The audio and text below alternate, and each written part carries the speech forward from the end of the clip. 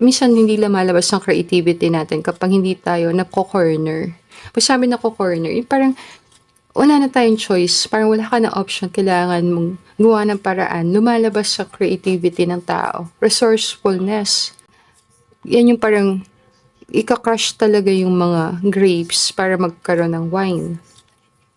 Nandaan ka doon sa process na yon.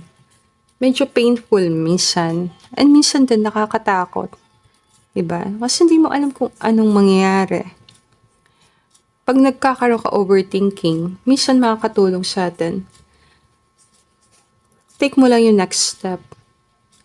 Yun ang makakatulong Pag inisip mo kasi lahat ng mga dapat mong gawin, anong mangyayari, nakaka-overwhelm, nakakalunod talaga. Yung card mo kasi parang umpisa pa lang nalulunod na So parang nalulunod ng emosyon mo sa nangyayari possible or nag-overthinking ka.